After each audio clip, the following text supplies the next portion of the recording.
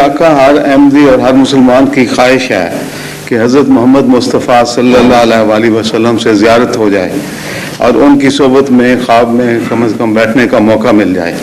اس خواہش کو پورا کرنے کے لیے کس طرح دعا مانگی جائے؟ دیکھیں یہ جو خواہشیں ہیں نا اس قسم کی، یہ ساری سچی باتیں ہیں. صحبت آپ کو میسر ہے، اس سے فائدہ نہیں اٹھاتے اور خواب دیکھنا چاہتے ہیں. رسول اللہ علیہ وسلم کی صحبت تو زندگی میں حاصل ہونی چاہیے سنت کے ذریعے. عجیب لوگوں نے مذاق بنایا ہوا ہے اس بات کو. خواب تو رسول اللہ علیہ وسلم کے متعلق دیکھنے والے بعض ایسے ایسے عجیب و غریب لوگ ہیں جو خواب بتائیں تو دشمن لوگ کہتے ہیں جھوٹا بدمعاش، اس کے پیچھے پڑ جاؤ. ابھی پاکستان میں واقعہ ہوا ہے. خوابوں کا کیا ہے؟ خوابوں میں بعض لوگ کہہ دیتے ہیں جی ہمیں رسول اللہ صلی اللہ علیہ وسلم آیا، آپ نے فرمایا یہ بات سچی ہے. دوسرا کہتے ہیں نہیں ہمارے پاس آئے تھے، کہا تھا یہ بات سچی ہے. یہ کیا اعتبار رہا؟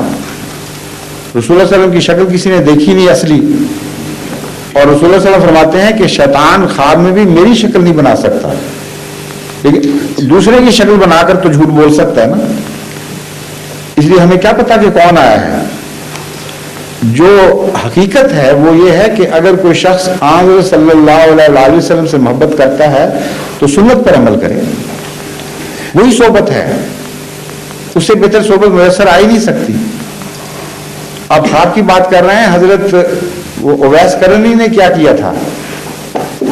چہرہ دیکھ سکتے تھے، نہیں دیکھا سنت کی خاطر، اس لیے کہ رسول اللہ صلی اللہ علیہ وسلم اس بات کو پسند فرماتے تھے کہ ماں کی خدمت کی جائے.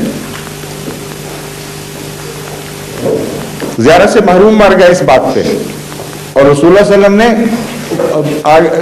ان کو چنا اپنے سلام کے لیے، اور فرمایا ایک قرن وہاں یمن میں ہمارا ایک بھائی ہے جو میری زیارت سے صرف میری سنت کی وجہ سے محروم رہا ہے، اس لیے جانا اور اس کو میرا سلام کہنا.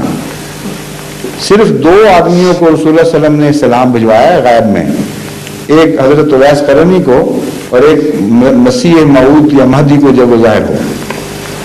اتنا بڑا مقام دیا اویس کرنی کو. تو سنت ہے اصل چیز، اس کی پیروی کریں.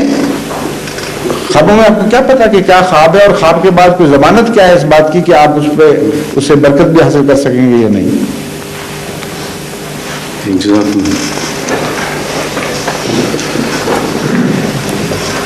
فرمائیے اب آپ کی باری ہے ڈاکٹر صاحب.